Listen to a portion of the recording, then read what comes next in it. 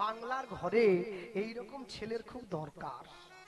হ্যাঁ, কেন জানেন?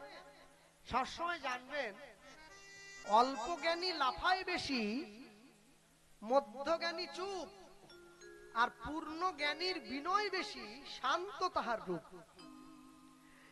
যে লোকটার পড়াশুনো খুব কম, জ্ঞানগম্য একটু কম, ও দেখবেন পাড়ায় কোনো মিটিং হলে সবার আগের দিকে গিয়ে কথা বলে। ও সবসময় কথা বলে, আমারটা আগে শোনো, আমারটা আগে শোনো। ও জানে আমার কথা কেউ শুনবে না, ও তবু শোনাতে চাইবে। অল্প জ্ঞানী লাফায় বেশি, মধ্যজ্ঞানী চুপ। যে মোটামুটি কলেজ ফলেজ পর্যন্ত গেছে কিন্তু চাকরি বাকরি পায়নি, এখন কি করবে? গ্র্যাজুয়েট চা দোকানদার, চা বিক্রি করে খাচ্ছে। এই ছেলেগুলো লজ্জাও করে না লিখতে। হ্যাঁ, বড় একটা পোস্টার দিয়েছে, চায়ের দোকান, লিখেছে এমএ পাস চায়ওয়ালা। ছি ছি ছি। আরে এমএ পাস চাওয়ালা লেখা মানে তুই এমএ পাসটাকে অপমান করলি তো, বোকা কোথাকার। পৃথিবীতে এমনও মানুষ আছে, ভারতবর্ষে এমনও মানুষ আছে যে নিজের ওই এমএ পাসটাকে ভাঙিয়ে রোজগার করে নিজের পরিবারের মুখে আহার তুলে দেয়। তুমি ওই পড়াশোনা পর্যন্ত, ওই পর্যন্ত গিয়ে মাথায় মাথায় টুকে এমএ পাস করে তুমি কিছু করতে পারোনি বলে তুমি মাস্টার্সের বদনাম করছো, এ তো হয় না, এটা হয় না। মনে রাখবেন, এটাকে নির্লজ্জতা বলা হয়। আমি আমার শিক্ষা কাজে লাগাতে পারিনি, তার মানে শিক্ষাকে দোষ দিয়ে লাভ নেই। কেন? সব সময়ের জন্য মনে রাখতে হয়, পৃথিবীর মাটিতে দাঁড়িয়ে বিনয় তাহার চিরদিন ছিল, বিনয়ের কাছে হয় নাই সে নত। শাসকের আসন অহংকারে পূর্ণ, সে কোনোদিন হবে না অবনত। বিচারের আসনে বসিয়া বিচার চায়, বিচারের আশায় ধর্ষক আজ দর্শকের আসনে বসিয়া শুধু হাসায়।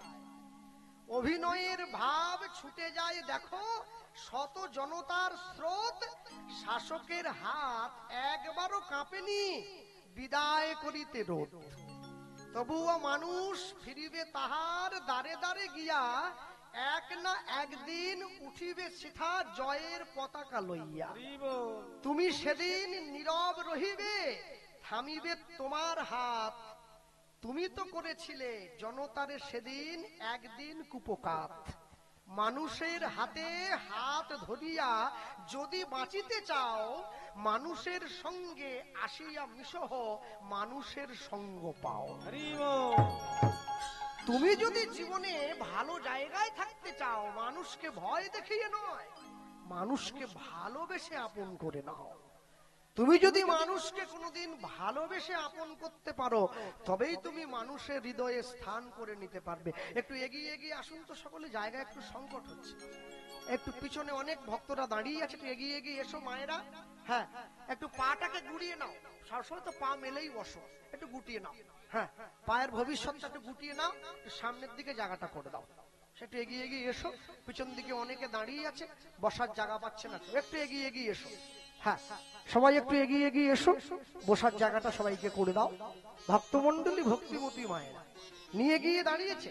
আর যখন নিয়ে গিয়ে সম্মুখে দাঁড়ালো, ওই সম্মুখে দাঁড়াবার পর বৈষ্ণব মহাজন লিখছে, হরিনামের নৌকায় পার হতে গেলে কাউকে পয়সা দিতে হয় না, তবে সম্বল কি?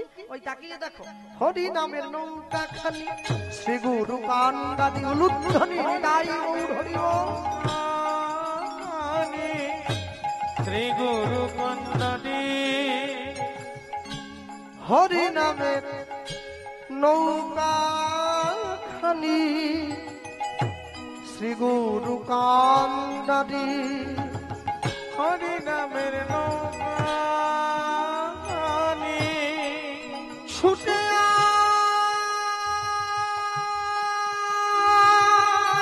ছুটে যায়,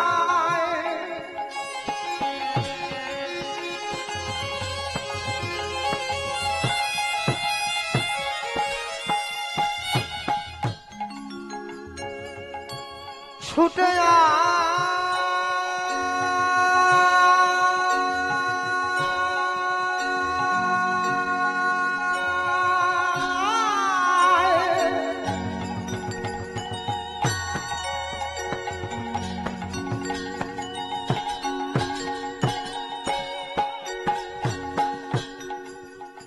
আমার গৌর ডাকে ছুটে যায়, ছুটে যায়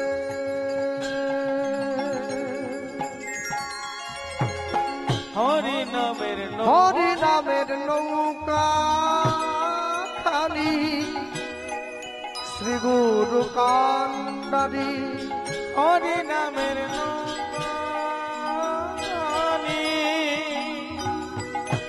শ্রী গুরু কন্ডারি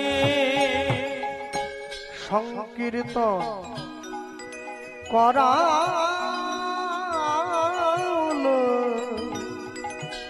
দুবাহু প্রসাদী অগ সংকীর্তন করা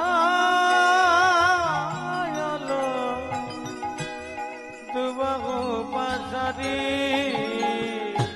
সকল জীব আস্তে যে দোয়ালাটা দুধ বিক্রি করে প্রত্যেকদিন সকালে বাড়ির দরজায় দরজায় যায়, যে লোকটা দুধ বিক্রি করে সে বাড়ির দরজায় যায়।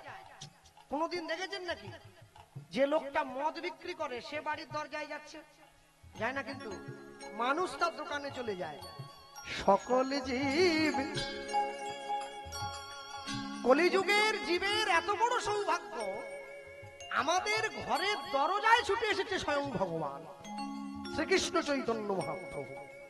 সকল জীব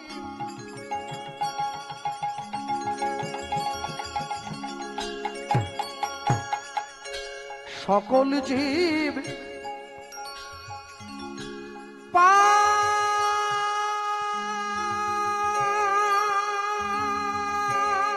পার হইল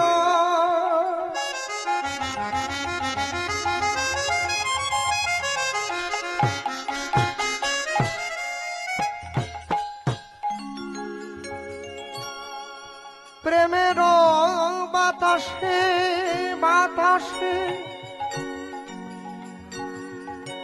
লোচন দাস পড়িয়া রইল আপনার দোষে। খবর সকলে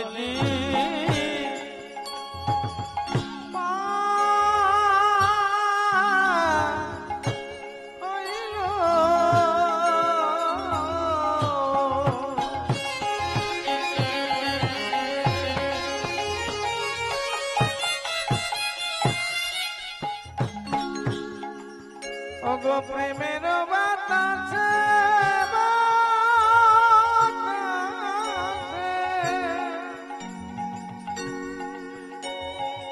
অগলোচন দাস পড়িয়া রইল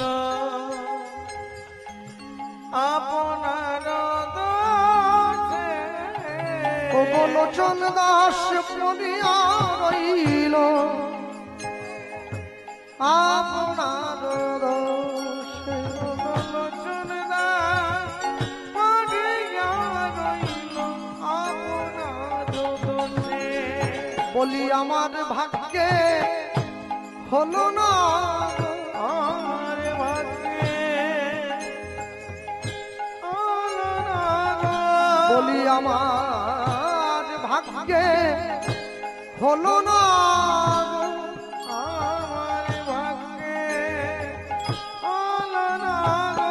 বলি সবাই তোমার নাম পেল, আমার ভাগ্যে হলো না গো। বলি আমি পতিত রইলাম পড়ে, আমার ভাগ্যে হলো না গো। বলি পতিত পাবন অবতারে, আমার ভাগ্যে হলো না গো।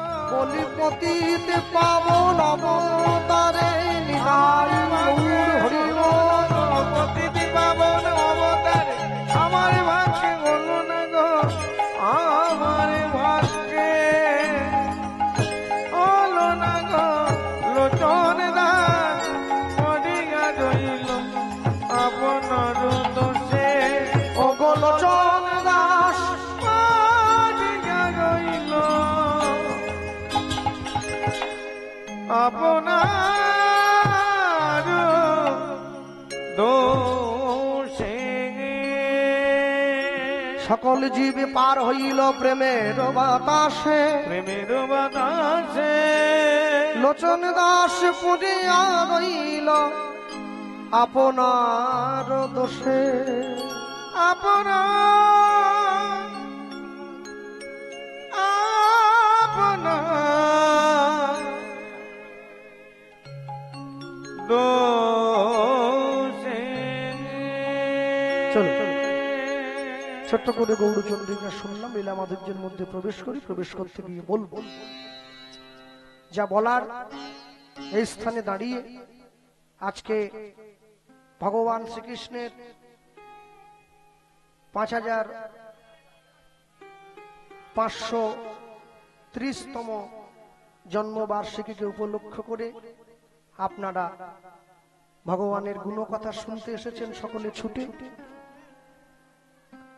সত্যযুগের ভগবান লক্ষ্মীনারায়ণ যুগল, ত্রেতা যুগের ভগবান রাম সীতা যুগল, দাপর যুগের ভগবান রাধা কৃষ্ণ যুগল, কলিযুগের ভগবান নিতাই গৌরাঙ্গ যুগল। কিন্তু মনে রাখবেন, আজকে আমার আপনার ঘরে, আমার আপনার বাড়িতে নিতাই গৌরের ছবি যদিও বা থেকে থাকে, আমরা নিতাই গৌরকে অন্তর থেকে ভগবান বলে স্বীকার করতে পারি নাই। যদি পারতাম, হ্যাঁ, যদি কেউ অযোধ্যায় যায়, অযোধ্যায় গেলে তাকে সবার আগে বলতে হয় জয় শ্রীরাম, কি নাহলে অযোধ্যার মানুষ আপনাকে সম্মান দেবে না। ভাববেন না পার্টির কথা বলছি, ওটা অযোধ্যার নিয়ম। অযোধ্যায় রাম রাজত্ব চলে। যদি আপনি বৃন্দাবনে যান, তাহলে আপনাকে বলতে হবে জয় রাধে, তা নাহলে আপনাকে সম্মান দেবে না।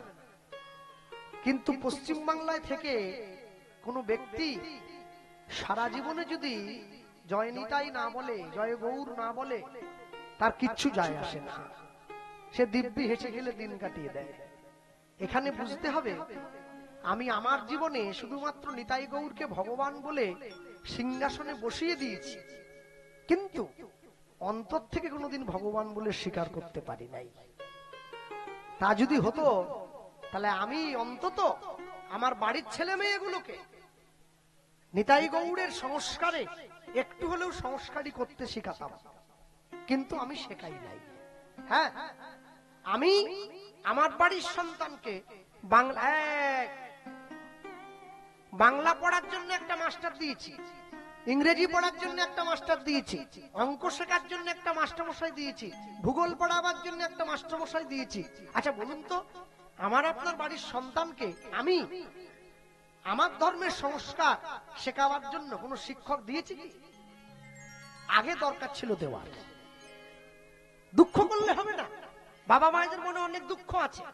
আমার ছেলেরা বড়দের পায়ে হাত দিয়ে প্রণাম করে না, মন্দিরে গিয়ে মাথা ঠোকায় না, গলায় তুলসীর মালা দেয় না, অমাবস্যা পূর্ণিমা জানে না।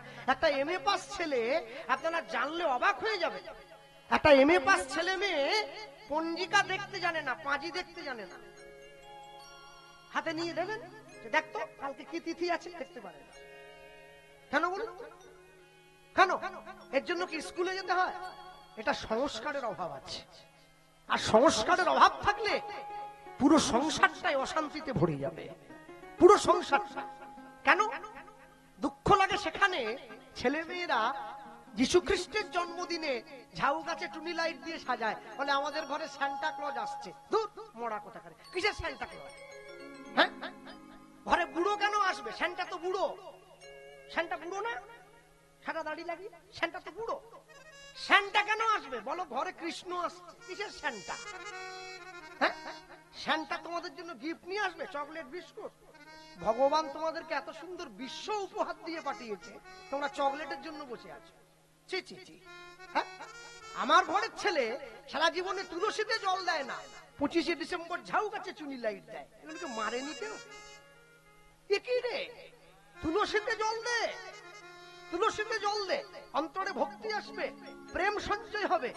তবে ভদ্র হতে গেলে, ভক্ত হতে গেলে আগে ভদ্র হয়ে যেতে হয়। ভদ্র মানে অন্য কিছু নয়, তুমি আগে পরিবারের বড়দের সম্মান করবে, আগে ঈশ্বরকে সম্মান করবে, তুমি সমাজকে এমনি সম্মান দিতে পারবে। জীবের সম্মান দিবে জানি কৃষ্ণে অধিষ্ঠান। তুমি জীবকে সম্মান দাও, জীবকে যদি সম্মান দিতে না পারো, তুমি কি করে অপরকে ভালোবাসবে? মনে রাখবে, শ্রবাণু সধর্ম বিগুণ পরধর্মাৎ সনুষ্ঠিতাৎ সধর্মে নিধনং সেয় পরধর্ম ভয়াবহ। নিজের ধর্মে মরণও ভালো, পরের ধর্ম নকল করা মোটেই ভালো কাজ নয়। তাই যে মাটিতে জন্ম নিয়েছেন, যে ঘরে জন্ম নিয়েছেন, গর্ব করে বলবেন আমি হিন্দু। বিবেকানন্দ বলেছিলেন, কেন জানেন?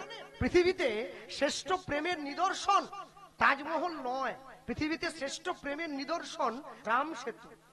বলেন ভাই একথা বলছো কেন? একথা বলছি কেন জানেন? আমার মুখের কথা নয়, পণ্ডিতগণের মুখের কথা।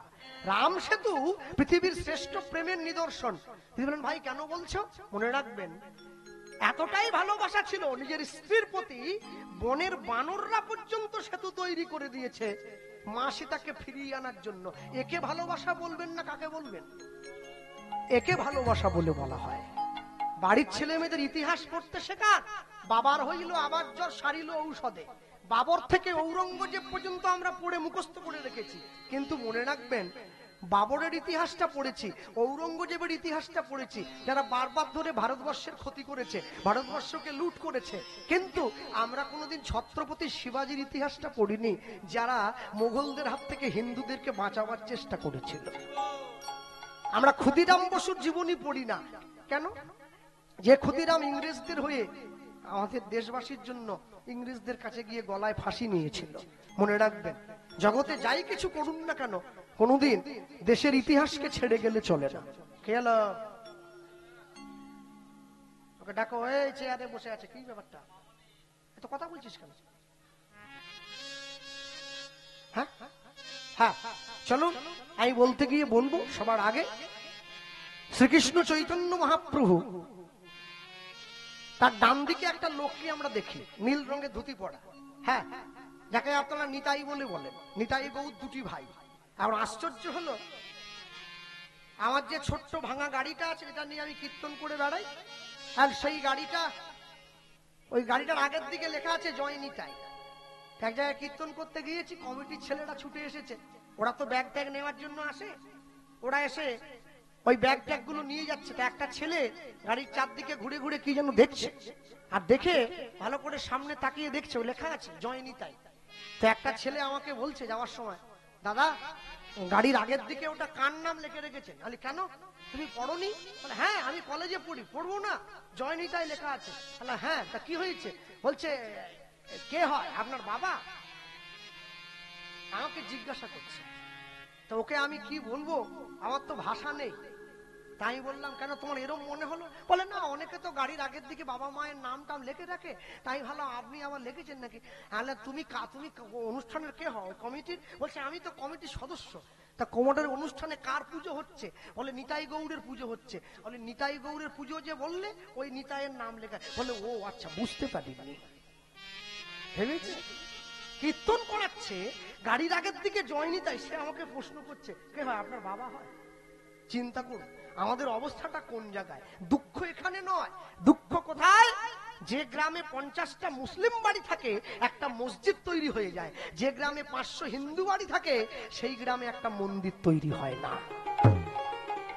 এটা আমাদের জীবনের সব থেকে বড় লজ্জা। এর থেকে বড় দুঃখ আর কোনোদিন কিছু হবে বলে আমার মনে হয় না।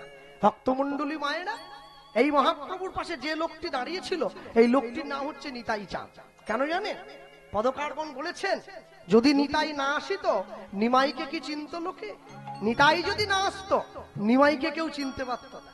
নিতাই এসেছে বলে নিমাইকে চিনেছে। হ্যাঁ, ব্রজে নিতাইয়ের করুণা হবে, ব্রজে রাধা কৃষ্ণ পাবে, দৃঢ় করি ধরো নিতাইয়ের পায়।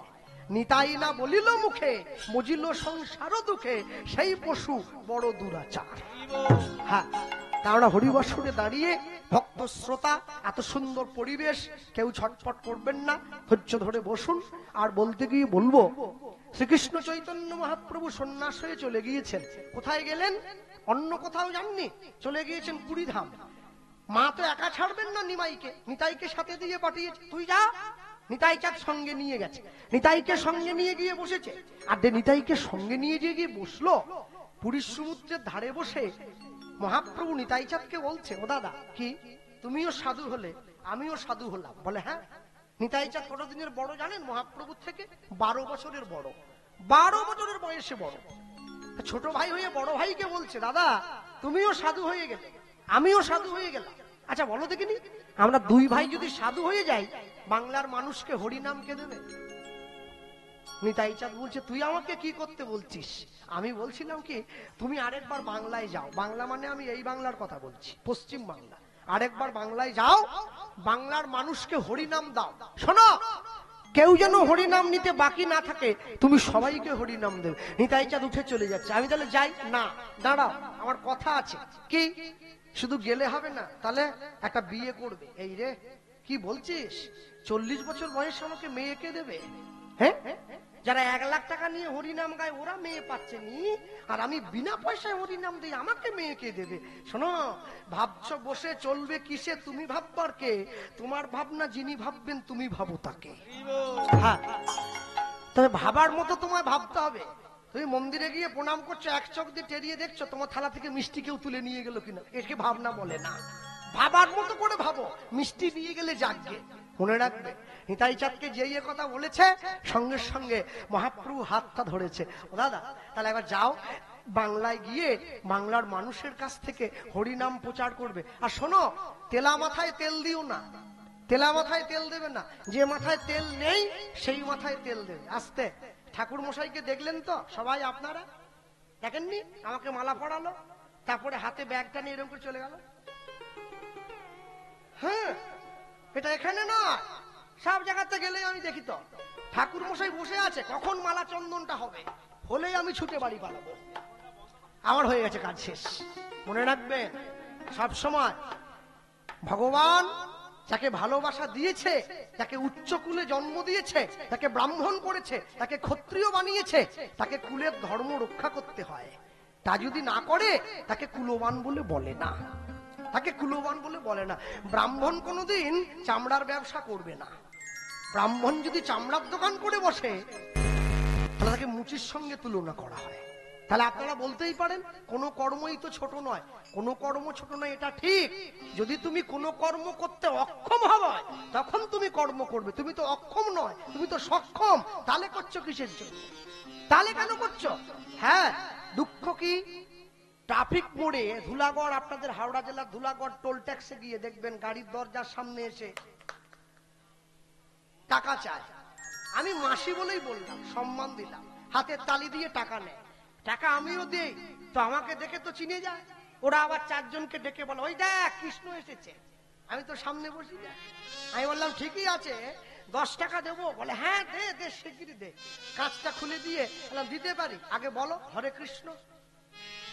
বলে, বলবো? বলে, বলো, নাহলে কিন্তু পাবে না। ওরা দেখলো একবার হরে কৃষ্ণ বললে 10 টাকা যদি পাওয়া যায়, তা বলতে ক্ষতি কোথা? টাকার জন্য বলুক আর আমাকে ভালোবেসেই বলুক, বলে কিন্তু হরে কৃষ্ণ। মাসিরা পর্যন্ত বলে, আমাদের পাড়ার চ্যাংড়া গুলো আছে ওরা বলে না। এইটা খুব একটা খারাপ ব্যাপার। বলতে হবে, আজ বলনি কাল বলবে, বলতে তোমাকে হবে। হাতটা ধরেছে, হাত ধরে মহাপ্রভু নিতাই চাঁদের কাছে বলে উঠলো, তুমি শোনো শোনো।